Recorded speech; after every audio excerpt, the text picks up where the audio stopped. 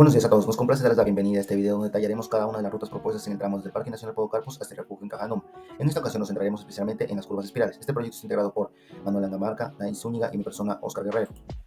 Empezaremos definiendo por qué es importante añadir curvas espirales. Aquí, como podemos ver, esta curva circular simple posee cambios abruptos en los radios de curvatura. Pueden ser menos seguras debido a transiciones bruscas y desafíos en la adaptación al conductor. Esta variación en la geometría de la carretera puede generar fuerzas centrífugas desiguales, aumentando el riesgo de pérdida de control. Mitigar estos riesgos es fundamental implementar curvas compuestas más complejas, que incluyan curvas espirales para proporcionar transiciones más suaves, reduciendo así la posibilidad de accidentes y mejorando la seguridad vial. Transiciones de las curvas. Las transiciones de las curvas en curvas espirales desempeñan un papel crucial en el diseño de carreteras, ferrocarriles y otras vías, ya que facilitan una conexión armoniosa entre la recta y una curva circular. En el esquema presentado, la aceleración lateral en la recta es nula debido al radio infinito, ya que cualquier valor dividido para infinito tiende a cero. A medida que avanza hacia la curva de transición, esta aceleración lateral aumenta gradualmente desde cero hasta alcanzar su valor máximo dentro de la curva circular. Este valor máximo de aceleración centrífuga debe mantenerse constante a lo largo de la curva circular, asegurando así una transición fluida y segura entre los diferentes segmentos de la vía. Este diseño cuidadoso contribuye a la seguridad y eficiencia del tránsito en estos entornos viales. Por lo tanto, la curva de transición debe diseñarse para que las variaciones de la curvatura y la aceleración centrífuga sean constantes y uniformes. Curva espiral y circular espiral. Teniendo en cuenta ya los conceptos anteriores, la curva circular espiral, está compuesta por tres tramos consecutivos. Se convierte en un elemento fundamental en el diseño vial. Inicia con una curva espiral, como podemos ver aquí, destinada a facilitar una transición gradual entre la recta y la siguiente curva circular.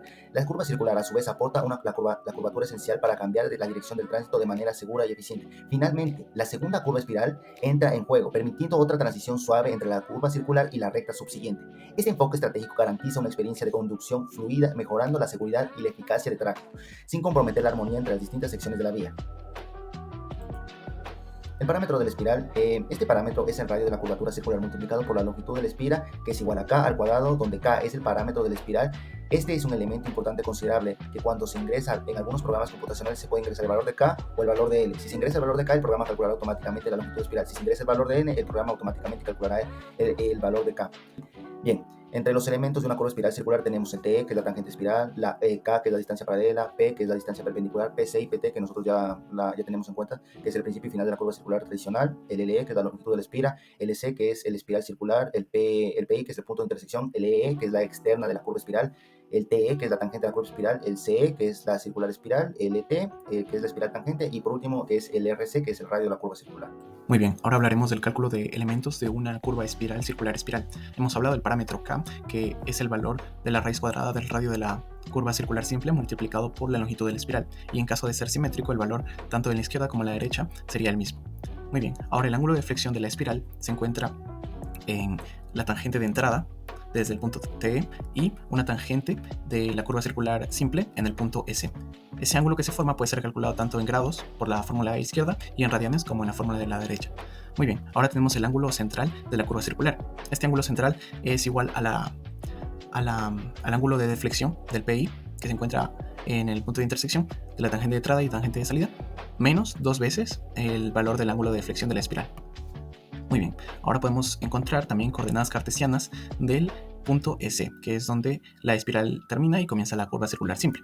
Este valor de x es igual a la longitud de la espiral multiplicado por un resultado partiente desde las integrales, y queda en función del ángulo de flexión de la espiral. Es así como para el valor de y también existe una ecuación que es la longitud de la espiral multiplicada por este resultado. Muy bien, ahora también se pueden encontrar las coordenadas del PC desplazado, que el PC no se encuentra en el mismo lugar que el S. En caso de ser necesarias, se puede calcular a través de estas fórmulas.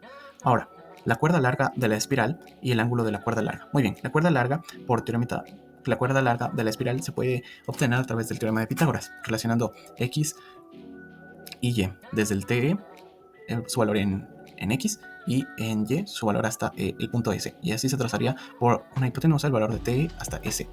Y el arco tangente de YC sobre XC es el ángulo de la cuerda larga. Muy bien. Además se puede encontrar los valores de la external de la espiral circular, que es el valor desde el PI hasta el centro de la curva circular simple. Ahora, también se puede encontrar tangente larga y tangente corta de la espiral. Esta tangente larga se encuentra desde el punto TE hasta el punto PI de la espiral. Nótese que es diferente del PI de la curva entera. Ahora, este valor es el de la tangente larga, calculado con esta ecuación de aquí. Y el de la tangente corta es a partir del PI de la espiral hasta el punto S. También se puede calcular el tangente de la curva espiral circular espiral, el cual es el valor que va desde el punto TE hasta el punto PI. Este valor es igual del otro lado en caso de que la curva cuente con una espiral simétrica de ambos lados. Muy bien. Ahora hablaremos del cálculo de las coordenadas para una curva espiral circular espiral.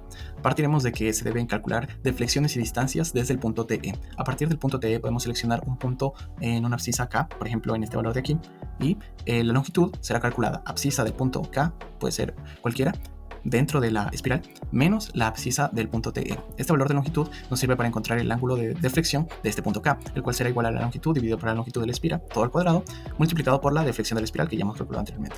Estos valores para el punto K también tienen coordenadas cartesianas en X y en Y. A partir de estas coordenadas cartesianas se puede encontrar la cuerda desde el TE hasta el punto en el que queremos. Muy bien. Y también, como hemos visto, se puede sacar el ángulo de la cuerda. A partir de estos dos valores, principalmente del ángulo de la cuerda, se puede encontrar el azimut con respecto a la tangente de entrada.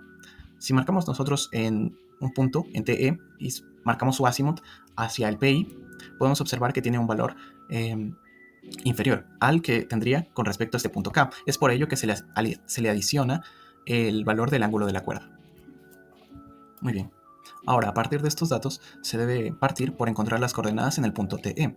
El norte de TE va a ser el norte de PI, en caso de tenerlo, sumándole la distancia, que en este caso la distancia es la tangente de la espiral, multiplicado por el coseno por el azimut desde el punto TE hasta el PI. Este valor y fórmula pueden ser involucrados con la función seno para encontrar el este de las coordenadas en el TE. Muy bien, a partir de estas coordenadas del TE se pueden encontrar las coordenadas para cualquier punto a partir de la espiral. Muy bien. Pasaremos con las coordenadas de la curva espiral circular, pero cuando llega a la curva circular simple, este valor de las coordenadas se debe primero calcular las coordenadas en el origen, que es el valor de la coordenada NC, más la distancia, que en este caso es el radio, y multiplicado por el coseno del azimut desde el norte claro hasta la línea que se forma entre S y el origen. Así podemos encontrar las coordenadas del origen, y a partir de esas, encontrar coordenadas en cualquier punto en la curva circular simple. Bien, comenzamos con curvas espirales de las rutas propuestas. Ya, para esto tenemos los radios mínimos a partir de los cuales no es imprescindible introducir transiciones. En este caso nosotros tenemos una velocidad específica de 40 y no debe sobrepasar los 160 metros el radio. También tomamos en cuenta la longitud inicial de la transición de la curva espiral. Con estas tablas del MOB y de la norma AESTO, tenemos que para una velocidad específica de 40 tenemos una longitud de transición de 22 metros. Bien, recopilando tenemos un radio mínimo de 160 y la longitud de transición de 22 metros.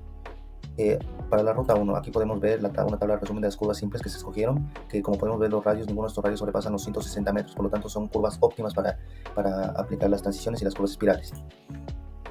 Aquí podemos ver cada una de las curvas con sus respectivas transiciones, podemos ver cada uno de los elementos.